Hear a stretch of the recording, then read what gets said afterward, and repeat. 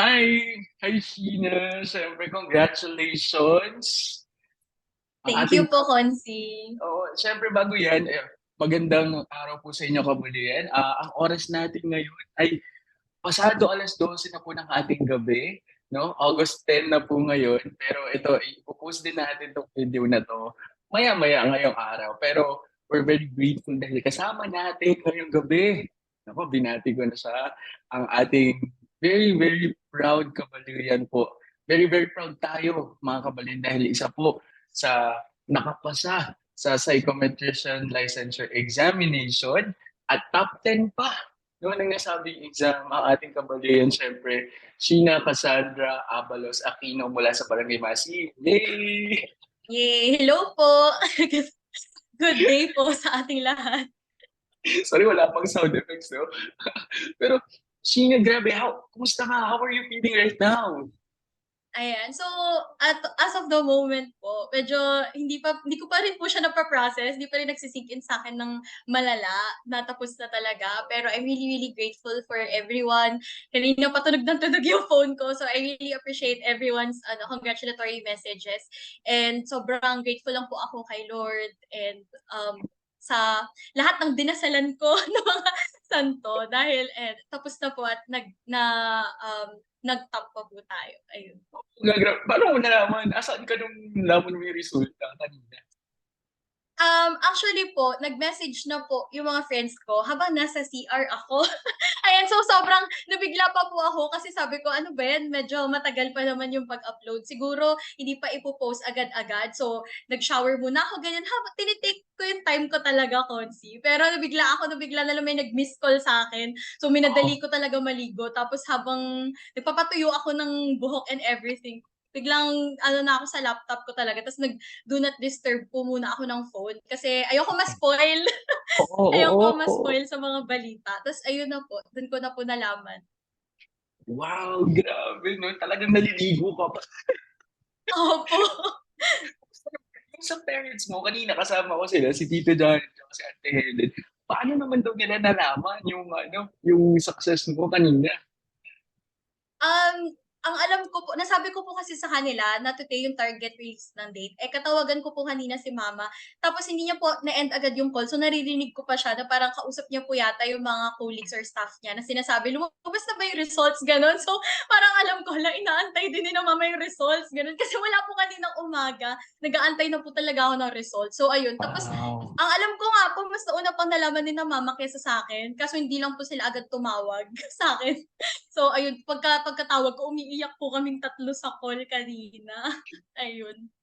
With that moment talaga, sobrang nakaka-proud. And grabe, first time, no, na sa mga LAN, so yung mga LAN, na may naka-top 10, nakapasok sa top 10 on the psychometrician licensure exam. And syempre, paano yung kwento mo? How did you prepare for the board exam, Sheena? Ayan. So, sa akin po kasi, ever since last year po kasi ako graduate. So, batch 2022 po ako. And originally po talaga, ang BLEP, it was really scheduled ng around, I think, November. Pero, na-delay po siya na-postpone. So, from July pa lang po, nagpe-prepare na ako as in a month after my graduation. But then, we were told na hindi po siya tuloy ng November. And then, we thought na, okay, by February siguro mapupush through na. Kaso, hindi pa rin po siya natuloy. And then, when they announced na finally June na, doon na po nag-start yung ating F2F review, ganyan. So, punta na po akong Baguio noon to really spend yung intensive review for like 4 months. But then, a month before June, our original na scheduled exam date, June 13 to 14, bigla pong nag-announce ang PRC na hindi po matutuloy. So, napopostpone po ulit, papuntang August. So, parang kami na ng mga friends ko, mixed emotions kami. Parang gusto na namin matapos, ganyan. Kasi syempre, parang isang taon na din po yung na-delay sa amin. Pero at the same time, parang may parte sa amin na nagpapasalamat na kasi mas makakapag-prepare pa kami, ganun. So, ayun po, sobrang bumpy nung experience ko. As in, ang lala talaga. Kasi nung Feb po, nakuha ko na talaga yung momentum ko. As in, parang push na talaga ako na mag-review, ganyan. Pero nung nalaman ko na na-postpone, medyo naging complacent po ako. At ang ginawa ko lang buong June ay mag-TikTok, magliwaliw lang po talaga. Opo, sinasabi ko po na parang deserve ko 'to, deserve ko 'to. Ang ending po nung July nag-cram po ako. Kaya sobrang daming breakdown, sobrang daming, mga puyatan talaga, mga nights na parang kine-question ko na if papasa pa ba ako in the first place, if kaya ko ba 'to talaga, if kaya ko bang tapusin yung coverage ng exams ko in 1 month, gano'n. Sobrang daming doubts along the way, especially yung last 1 month po talaga, as in talagang tinaas ko na lang kay Lord, tinaas ko na lang sa universe na, "Ay, sana bigyan niyo po ako ng energy na talagang mag-top at, pumasa." Magkaroon kami pinagpe-pray ko pa nga po na magkaroon kami ng 100% passing rate. So, ayun po, yun po yung, naging, parang gist kumbaga ng aking review journey or review period ng buhay ko for BLEP. Oo, and what kept you moving 'no, despite na yung momentum mo nawala. Siyempre alam mo yung parang, "Ay, may oras pa ako." Alam mo parang manana habit, 'di ba? So, pero how Yes did po. you fight those, how did you push through na, "Sige kaya 'to, ituloy na, laban." Gano'n? Top po talaga na reason ko for pushing through would be my parents. Hala, baka po maiyak ako, hindi ako ready dito. Hoy, hindi po. Pero ayun, sobrang naramdaman ko po kasi yung suporta talaga nila since day one, since nung wala pa pong final sked ng BLEP, andiyan sila.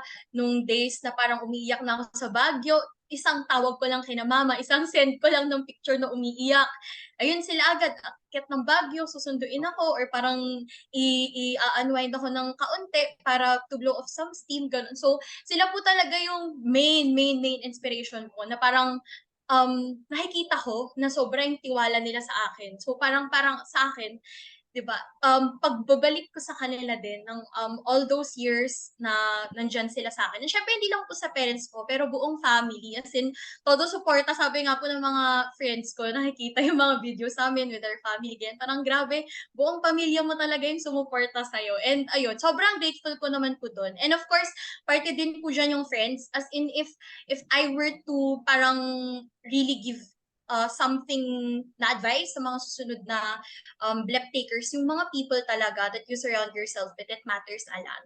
So, Wow, yung I'm really just blessed with my friends na, kahit yung iba sa'min parang nagde-decide na, "Hala, itutuloy ko pa ba 'to?" Ganyan. Parang kami-kami din lang po yung in the end nag-push sa isa't isa na ituloy yung BLEP kasi dito na tayo, kaya natin 'to, magta-top tayo. Sobrang, kung alam niyo po yung term na delulu, ayan, sobrang delusional po, Konsi, ayan. Sobrang yun talaga yung opo, yun na po yung nag-fuel sa'min na, "Kaya natin yan, magta-top tayo." Ta's yung kini-claim po talaga namin. And okey. ayun, awa ng Diyos talagang nakamtan naman po natin, ayun. Oh, thank you so much. Ang ganda ng kwento ko, eh. Pero alam niyo kabaluyan 'no, si Sheena, graduate talaga 'to, matalinong bata nung high school, nag-graduate na class valedictorian. At, noong last year nga sa St. Louis University, nag-graduate pa siya ng magna cum laude. Pero more than that, naku napaka-active pa niyang student leader kasi tama ba Sheena, pagpasok mo pa lang ng school, student leader ka na hanggang sa naging presidente ka nung pinakamataas na samahan ng mga estudyante, yung Supreme Student Government ng buong SLU campus sa Baguio City. Oh, napakahirap naman yun, nag-magna cum laude ka pa, student leader ka pa. At ngayon, top notcher. Paano mo na-juggle yung pag-aaral mo? Ayan. So yun po, tama po kayo. Ever since first year pa lang po ako, nakapasok na po ako sa SSC. And ayun nga po, naging, interim president din po ako doon. So, para po sa akin, babalik pa rin po dun sa fact na yung talagang the people, yun talaga yung parang nag-ground sa akin. And second po kasi, parang yung personal advocacy ko na yung gusto ko, ewan ko, ever since na high school ako, parang I have this urge to prove people that women have a valid place in our society. That parang women are much better than the stereotypical expectations that people put sa kanila or people categorize them under. So yun, isa sa mga talagang nag-propel sa akin na, "Sige, kaya mo yan, babae ka. Walang makakapigil sa'yo, kaya mo lahat, kaya mong gawin lahat." Parang ganun po yung parang na-ingrain sa akin na thought ever since. And yung sa akin po kasi, parang kung tutuusin talaga, ako po yung tipo ng estudyante na ayoko na puro aral lang. Parang nilinaw ko naman na din po 'to kahit sa family ko, friends ko, alam 'to na hindi ako yung type ng student na school, bahay, school, bahay, school, bahay. Kasi parang 'pag gano'n po, hindi po ako makakapag-distress. So, parang para Okay po. sa akin mas gusto ko na may balance. Gusto ko na parang may time pa rin ako to, hang out with friends, ganyan, to parang, give myself some me time or parang nakaka-pamper pa rin po ako. Importante po sa akin na, while I'm doing all of these things and serving my constituents, at the same time, I still get to give time for myself and allow myself to really take care of myself to parang do pa or improve pa my self-love habits. Yun po talaga. Grabe. Alam mo, lagi ko nakakakwentuhan, no? Si father mo, si Tito Johnny. Sabi ko, napaka-active ng anak niyo. Tapos, may mga nakita ko sa Facebook na you're not just a typical student leader, but you're really fighting for the right of your fellow students, no? And can you take us back, Sheena, na paano yung mga struggles na ng mga students and knowing that SLU is a private school and you really won, di ba? May cause kayong nilaban no, na yung nagkwentuhan tayo na talagang nanalo yung isang ka-estudyante ng SLE, no? Pakwento naman nun. Ayan, yes po. So, ever since pandemic po kasi, syempre, doon na po talaga parang mas naging mahirap yung struggle ng sangka-estudiantehan dahil ang daming lumabas na multi-sectoral na issue nung pandemic. Hindi lang po, parang doon na po namulat talaga, mas namulat, no? Yung mga students, especially student leaders like me, na labas sa eskwelahan yung totoong paghihirap ng mga mamamayang Pilipino na hindi lamang siya na nakikita or natatagpuan sa loob lang ng pamantasan, kundi kailangan nating lumabas, kailangan nating mag-immerse, kailangan nating, kumbaga pumunta sa mga komunidad or parang, makipag-usap pa, maki-engage sa kanila sa kung ano pa ba yung mga struggles na nakikita nila or nararamdaman nila na at first sight, eh, hindi gano'n ka-superficial. So, ilan na po hindi gano'n kakita, gano'n. So, ilan po sa mga yon would be parang yung our call for, an academic break, ganyan. So, during that time parang sobrang na-drain na talaga yung mga estudyante dahil siyempre yung transition nga po from F to F papuntang online, sobrang nanibago po lahat ng mga estudyante doon. So, parang nagtawag po tayo or nag-lobby po tayo na magkaroon ng academic break o yung pahinga ng mga estudyante from academic work. And ayun po, na-grant naman po yun, nagkaroon ng academic break. Pero Galing. yun, sobrang dami pa pong issue tulad na lang din po ng parang mga relevant na naiisip ko on top of my head right now would be parang safe spaces, especially noon nung peak of the pandemic, nagkaroon ng rise sa issues ng mga sexual harassment cases, ganyan, stuff like that. So, pinupush natin na mas magkaroon pa at mas maging firm tayo sa pag-assert ng safe spaces, di lang sa SLU, but of course, outside as well, na mawala na yung discrimination and even with people na struggling with mental health.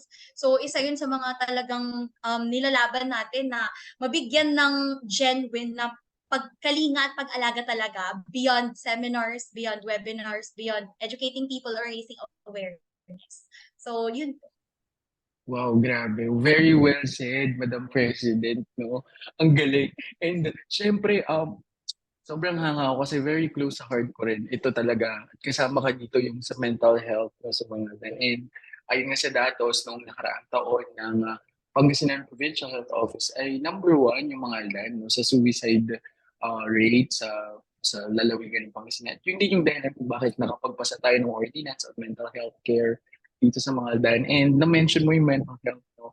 And syempre, now, as a registered psychometrician, how do you intend to practice your profession to help our constituents? Dahil ramdam na ramdam ko yung message mo kanina, Sheena.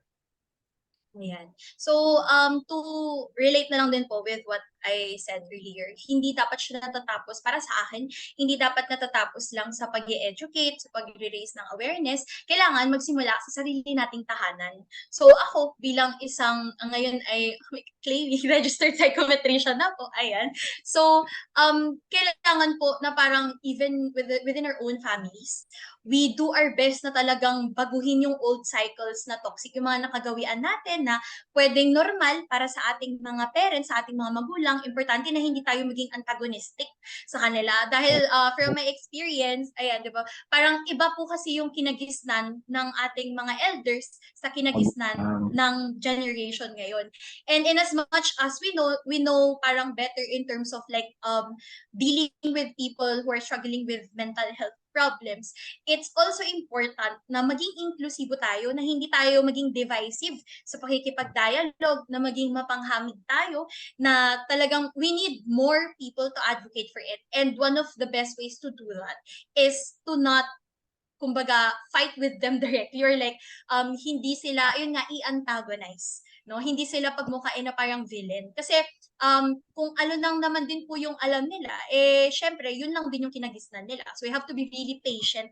Hindi naman nangyayari yan in a snap of a finger or overnight, so talagang kailangan ng parang everyday kung kaya, no, na parang pagpapaliwanag sa ating, hindi lang sa mga magulang natin, pero sa buong pamilya, pag may napansin tayo na, oh, oops, medyo mali yan, medyo insensitive yung remark mo, ipaliwanag natin ng maayos. So, pag nag-start, paniniwala ko naman po, pag nag-start na siya sa family natin, unti-unti, yung mga, kumbaga, own na networks din ng bawat miyembro ng pamilya natin, eh, may influensyahan na rin nila.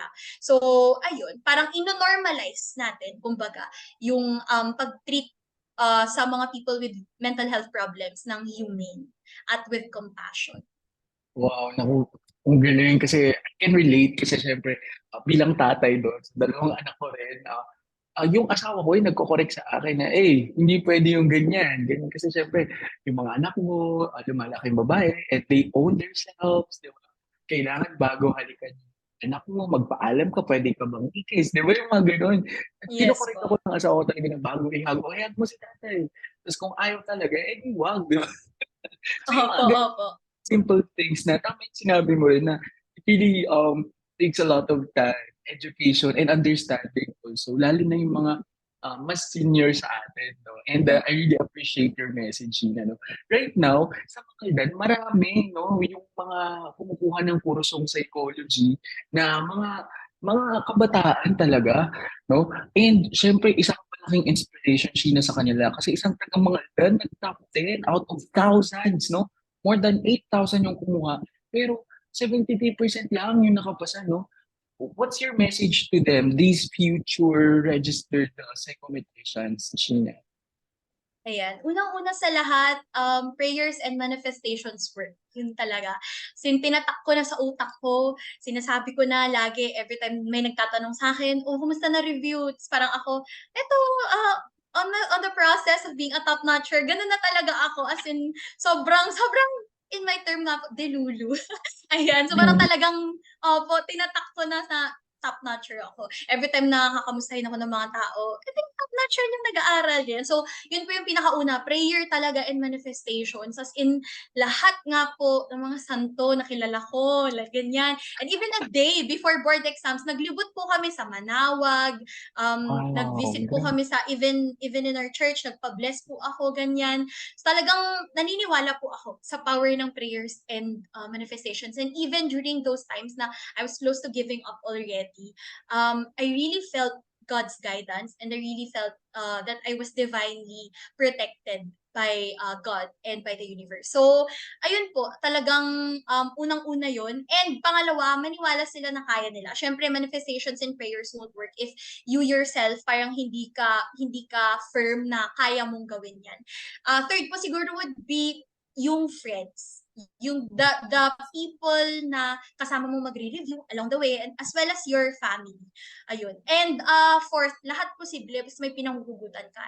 During those times na nakakalimutan mo na yung purpose mo, I think it's the beginning of, kumbaga, you crumbling. So it's important to stay grounded, to stay anchored to your purpose. Ba't mo nga ba ito ginagawa in the first place? Sobrang significant na aware ka at na lagi mong ini-embody yung purpose mo. Tulad ng nasabi ko kanina, parang for me, it was to prove that may valid space ang mga kababaihan sa field ng psychology.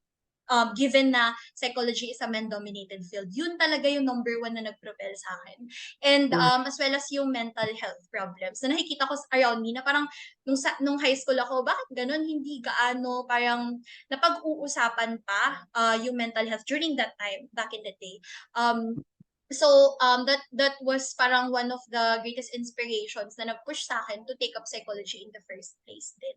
So Oh, ayun, parang gusto ko na, hindi, kailangan natin na parang mapag-usapan pa to. Kailangan na mapag-diskusyonan pa siya. Yun lang naman po from my end. And sa lahat na nagtitake ng psychology ngayon, and even all of those people na preparing for their board exams, I know that you can also do it.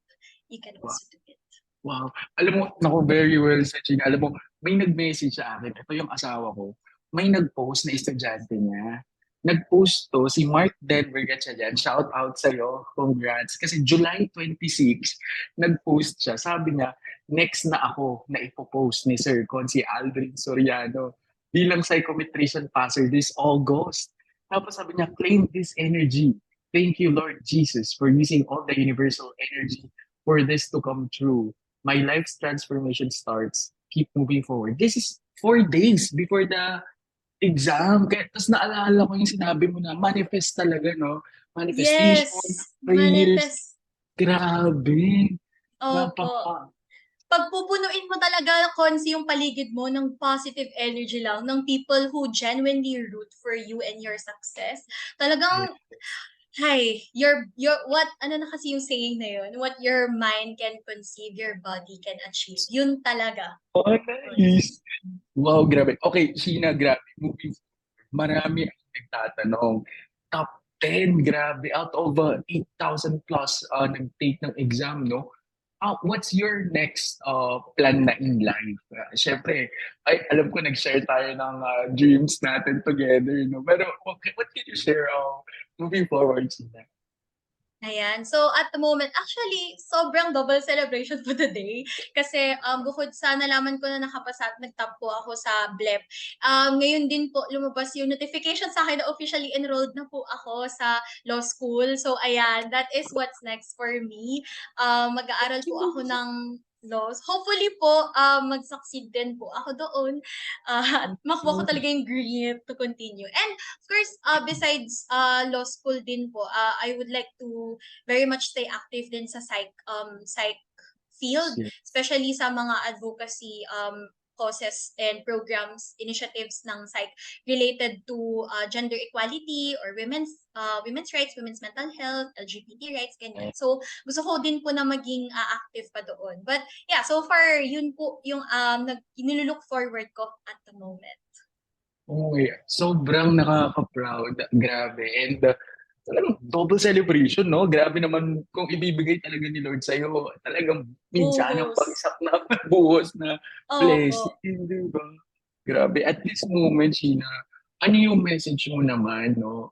Sa parents mo and sa family mo na na-mention mo kanina, very supportive from day one. Grabe, no? What's your message to them? Ayan. Nag-iyakan na po kami kanina, so di na ako iyak ngayon. So, ayan. Kay mama, kay papa, thank you po. Na-appreciate ko po kayo. Nasabi ko naman na po sa inyo na sobrang grateful ako. Hindi lang sa pagiging anak ninyo, no? Pero dahil nabigyan ako ng parents na bukod sa pag-provide sa akin ng mga basic necessities ko, na-allow din ako na mag-grow. At talagang sobra yung tiwala at suporta sa akin na talagang lahat daw po na madaanan ni mama or like makausap niya leading to my boards, talagang sinasabihan niya na, oh, pagdasal mo yung anak ko, ganyan siya. So sobrang, pati po si papa, na very babaw ng luha kanina, pagdating umiiyak talaga siya. So yun, mahal ko kayo, my parents, and of course my family, no? Hindi ko lang po ito tagumpay, katulad ng sinabi ko sa inyo pagka-graduate ko, lahat ng success ko parte kayo doon. Dahil it wouldn't be possible without you guys being with me, giving in to all my mga luho minsan pag gusto ko mag-distress, ganyan, o ano man. Pinagbibigyan niyo ako pag may mga talagang pag alam ninyong stress ako. Na-appreciate ko po lahat ng yun, no? It really takes a village to raise someone, to raise a teenager, or hindi na pala ako teenager, a young adult like me. Ayan. So maraming maraming salamat po at na-appreciate ko po yun ng sobra. Mahal ko kayo. Ay, grabe, nakaka-touch naman. And tapos i-share ko lang din sa ating mga kabulenchina kasi there was this moment na I really found out na nag-magna cum laude ka. And I was asking for your photo. Pero sabi nila, ayaw mo daw, nahihiya ka raw.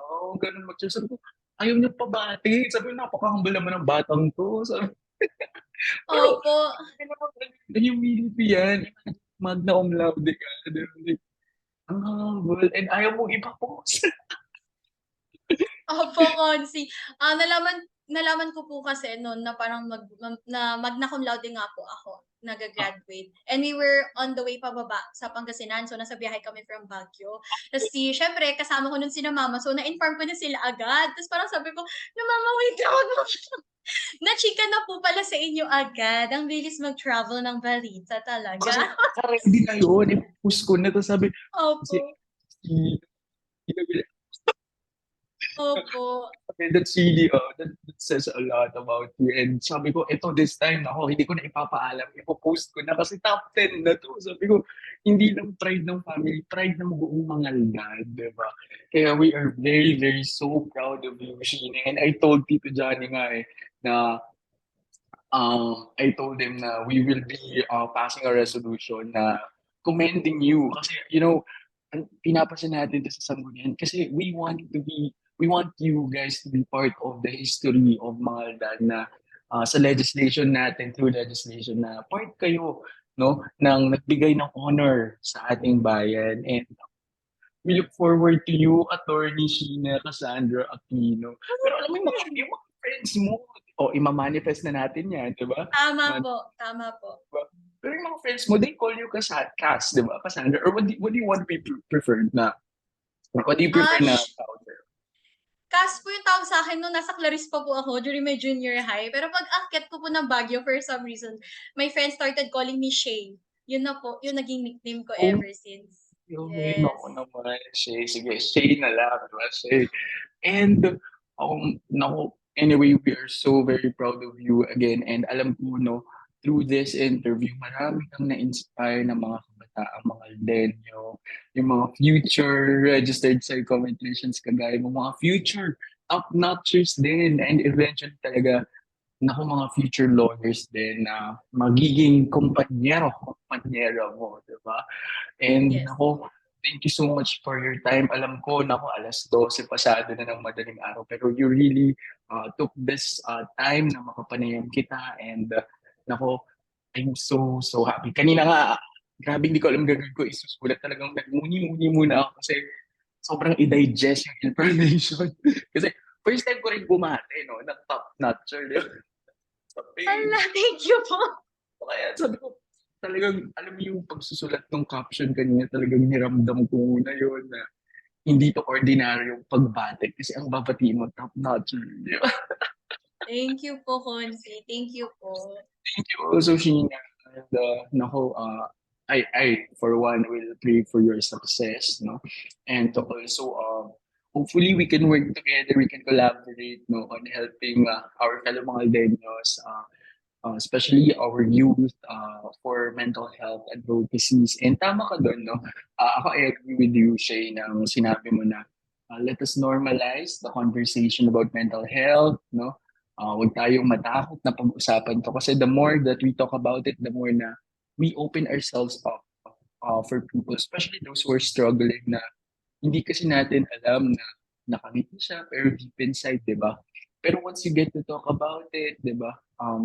Ako, hindi ako licensed pa na I'm gonna talk about this, but being an advocate of this cause, I believe that that's one step, no? One step ahead already when you talk about it, pag nag-open ka sa kaibigan mo, di ba, Shay? And, Yes. no, sobrang thank you talaga sa mga advice payo mo. And sabi ko nga, para ma-save natin tong conversation na to, I will also upload this on my podcast sa Spotify para kahit nagda-drive, I will listen to this again. Sure po, Consi. Ako din, papakinggan ko po ulit to. Before we end, Shay, are there any last messages that you would like to share? Ayan, sa mga nakikinig po ngayon, especially sa mga kapwa ko kabataan, ayan, sa mga kapwa ko kababaihan, no, wag yung hayaan na yung struggles ninyo or yung downfalls ninyo, yung maghinder sa inyo o mag-stop sa inyo in reaching your dreams. Sabi ko nga, prayers and manifestations work. Na marami kami na naniniwala sa inyo. Kung ganun karami yung tao na kayang maniwala sa'yo, na kayang maniwala sa kakayahan mo, then walang space for you to fail. Hindi possible na mag-fail ka if ganun karaming tao yung naniniwala sa'yo. And yun yung gusto ko po na masabi talaga or maparating sa mga nakikinig ngayon, no? Nothing is really impossible. Sabi nga lagi ng tatay ko, "Tukupan mo'y paninisya." Gano'n. So, ayan. So, yun lang po. Maraming maraming salamat po ulit. Ang tagumpay na ito ay tagumpay ng buong Mangaldan. Hoy! Ayun po. Thank you po. Kilig ako, Shay. Thank you so much. No? Sige, maraming salamat po sa lahat ng manunood at makikinig ng panayam natin na ito interview sa ating very own top-notcher, no?